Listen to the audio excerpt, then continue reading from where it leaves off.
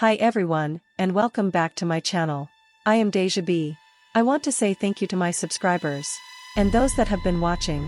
Today I will be sharing the top 5 creepy stories that I found on boardpanda.com by Vilt Domkut and Violetta Liskoit.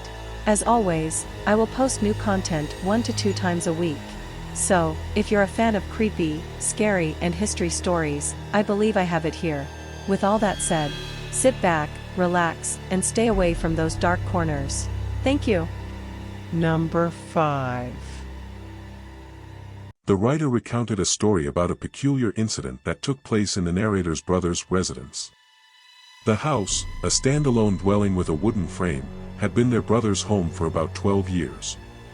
Over the years, the siblings had experienced various strange occurrences within the house, but one particular incident stood out as the narrator's favorite. This incident involved the narrator's brother and his garage band. Around 10 years ago, the brother and his close friends had formed a garage band that specialized in Spanish rock or alternative music with Spanish lyrics. Their practice sessions usually took place on Sunday afternoons and extended into the early evening, concluding around 8 p.m.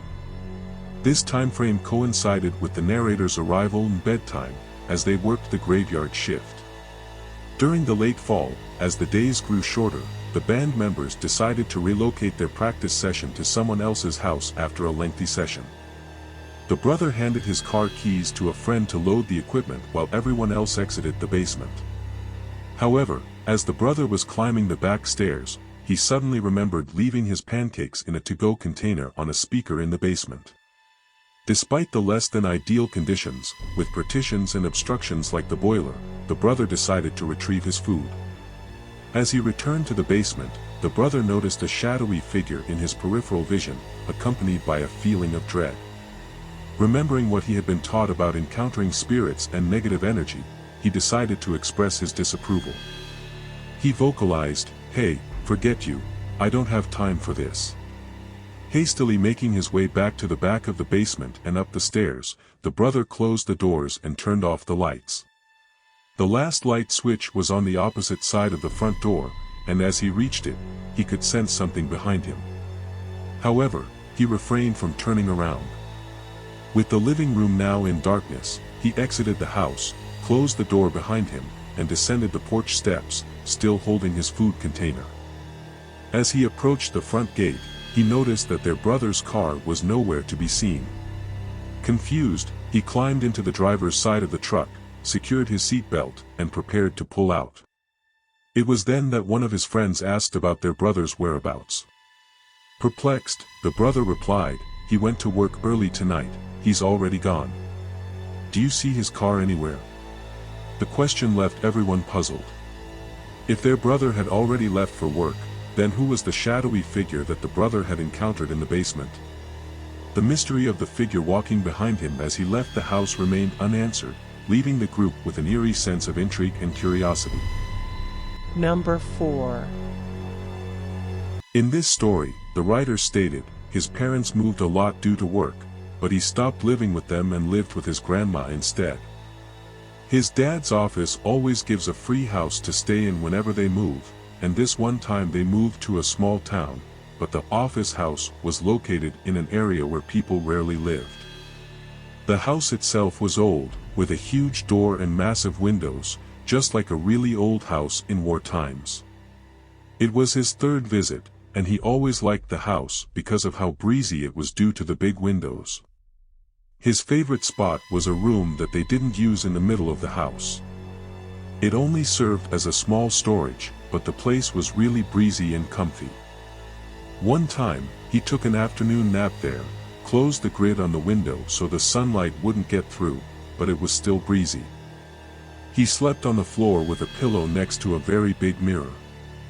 He felt someone caressing the back of his head, and it felt really good, so he thought it was his grandma because she used to always do this when he was sleeping. He ignored it and continued to take a nap, but as he tried to sleep, he could feel the texture of the hand turn somewhat rough, like a very wrinkled but stiff hand, and he woke up because it started hurting. When he opened his eyes and saw the reflection in the mirror, it was an ugly hand like one of those zombie hands in the movies. pale, with a lot of wounds, and the nails were long. He jolted out of the room so fast into the front of the house. Then he remembered that his grandma wasn't even there to visit him. Since then, the writer has avoided sleeping in rooms with mirrors or reflective surfaces, taking precautions even in hotel rooms by covering any mirrors within sight. Number 3. In this story, the writer talks about how their older sister had a ghost that's followed her around for years. She stated that she lived with her once, for about 3 months, and that so much weird stuff happened around that time. All her sister would say to her when she mentioned the weird events, is that the ghost didn't like her being there. The writer stated that, before she would go to bed, she would make sure that everything was locked up and turned off, but would wake up in the morning with the back door open, lights on, and the tea kettle on. One night, she and her sister were getting ready to go out, and she'd asked to borrow her liquid foundation. She used it and then put it back where she kept her makeup. 10 minutes later, her sister would ask about it, but it was nowhere to be found. She accused her of taking it, refused to listen to her side of the story, and made her buy a new one. About a year or so later, when she was packing to move to a new house, she found the makeup in a shoebox with some old letters. The shoebox was in a zipped-up suitcase that was underneath her bed. But that was not just it. One afternoon she was the only one in the house, which never happened as 4 other people lived there. She had arrived home from work and headed straight to the bathroom. All the doors and windows, etc., were closed. She was standing in the bathroom and started squeezing a pimple on her chin when a female voice in the hall said, "Stop picking your zits." It was loud enough and sounded real enough, and at the time, she thought it was her sister. So, she laughed, told her to buzz off, and asked what she was doing for dinner. But there was no answer. She stuck her head out into the hall. But no one was there. She searched the house from top to bottom, and there was no one home. She sat out on the front porch until someone else got home because she didn't want to be in there alone. Number 2. In this next one, the writer stated that in 1972, a 15-year-old girl visited older friends residing on Ashley Street in Ann Arbor, Michigan. The older acquaintances were engaged in smoking marijuana and invited the teenager to join, but she declined. Despite her sobriety, the girl soon found herself in an extraordinary experience. Suddenly, she felt an unusual, bone-chilling cold and decided to go upstairs to warm up. To her astonishment, she witnessed a wall that looked like it was in motion, and a black shadow approaching her. Simultaneously, her friends downstairs called out to her, posters falling from the wall, that created a pile on the floor. Upon descending, the teenager encountered a vivid vision of a man's face, that she later discovered, was visible only to her. Although her friends couldn't perceive what she saw, they were stunned by her words. In a voice seemingly not her own, she expressed, "The drugs and addiction were my fault, and I accept responsibility for that, but I was not that way deep down inside. I want to apologize to everyone involved for what I had done." When the girl returned to her normal state and recounted the vision to her friends, everything began to make sense. The housemates revealed that before they occupied the house, a previous resident matching the girl's description had succumbed to an overdose. The deceased man had struggled with intense drug use, leading to the deterioration of his relationship with his girlfriend. We finally made it to number 1, but before we continue, please show some love, and like, subscribe, and comment down below. Thank you, and let's continue. Number 1. In this last one, that I found on boardpanda.com, the writer stated, this is a narrative he seldom recounts. He assures you sincerely that this experience has left lasting scars, and despite his attempts to explore psychological and natural explanations for what transpired, none have provided satisfactory answers. During his childhood, he harbored a fear of the dark and insisted to his mother that he heard voices within it. Though not inherently malicious, these voices were unfamiliar and therefore instilled fear in him. It was a regular occurrence for him to wake up in the middle of the night, hearing what he termed whispers, a term he used when describing them to his mom. She dismissed them as typical nighttime fears, attributing them to mere bumps in the night and the stuff of children's nightmares. However, he tried to convey that these whispers differed from one another, akin to the distinct tones of people's voices. On particularly frightening nights, he sought refuge in his mother's bed, conveniently located near the bathroom just outside her bedroom door for his late-night needs. It's worth noting that, when stepping into the hallway towards the bathroom, the stairs leading down to the living room were directly in view. One night, close to Christmas, he awoke with the urge to use the bathroom. Stepping out, he distinctly heard the words, "Look." Look!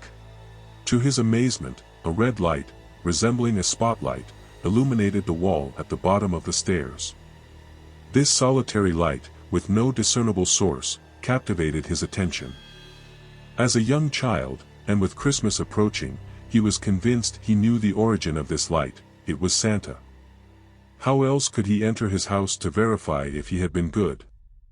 Excitedly, he started descending the stairs to greet him, quickening his pace when the light began to fade into the darkness of the living room. That's when he heard it, a commanding, masculine voice, distinct from the initial whisper and markedly different from his father's voice. It instructed, "Stop. Right now. Go back up those stairs." Obediently, he turned around, and what unfolded next is something he might not believe if told by someone else. Upon reaching the top of the stairs, a deafening crash echoed through the house, prompting him to sprint back to his mother's bed, where he huddled under the covers for the remainder of the night. The next morning brought a perplexing sight.